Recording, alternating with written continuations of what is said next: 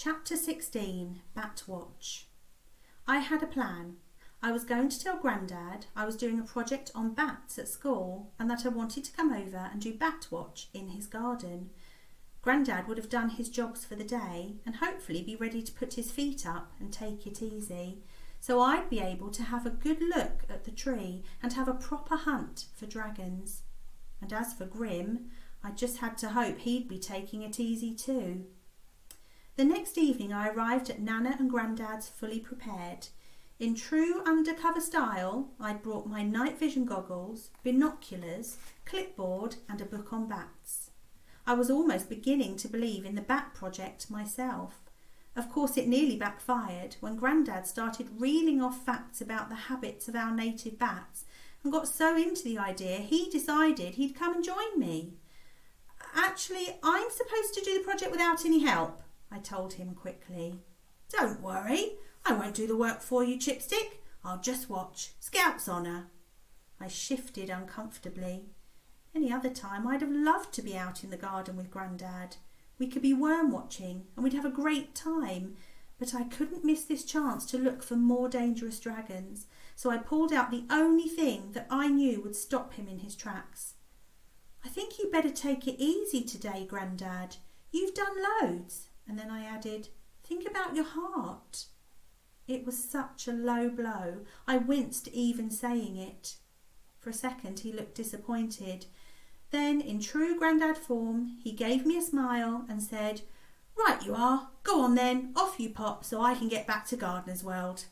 Which of course made me feel 10 times worse. I hunted everywhere for the dragons, peering into and underneath the hedge, braving the nettles and battling the brambles. I'd seen Flicker dart out of sight enough times to know dragons instinctively hid from humans. Still, I'd hoped that with him flitting around in plain sight of me, any dragons would feel reassured enough to let themselves be seen. But despite that, and my best efforts at hunting through the undergrowth, there was no sign. Flicker settled on my shoulder and sneezed a glittering spray of sparks. Oh, this is hopeless, I moaned, nursing a scratch. There's nothing here. Am I wrong about this, Flicker? Are you the only dragon? He flew up and ducked behind me. Eagerly I spun round, hoping he was trying to show me something. He was. It was my smouldering bum. One of his sparks had landed on the seat of my trousers and was smoking. I batted at my backside. I sighed. Maybe I was looking in the wrong place. After all, it was Grim's garden that had been messed up. I turned and looked at Grim's vegetable patch and at the little lean-to greenhouse that was attached to his shed, full of tempting greenery. A new polytunnel was lying in pieces, the plastic shredded, and the seedlings it had been covering scattered far and wide.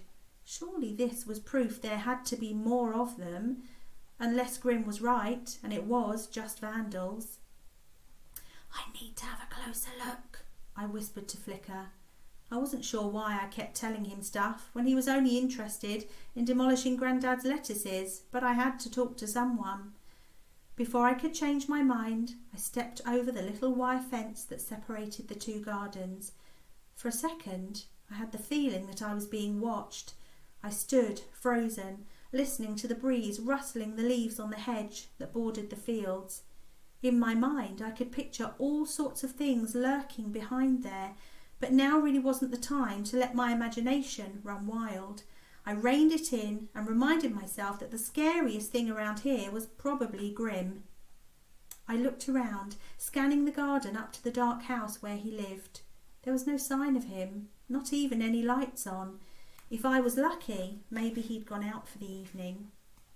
Flicker fluttered over to join me.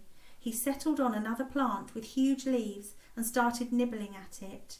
I made my way further into the garden, hoping my luck would hold. It didn't.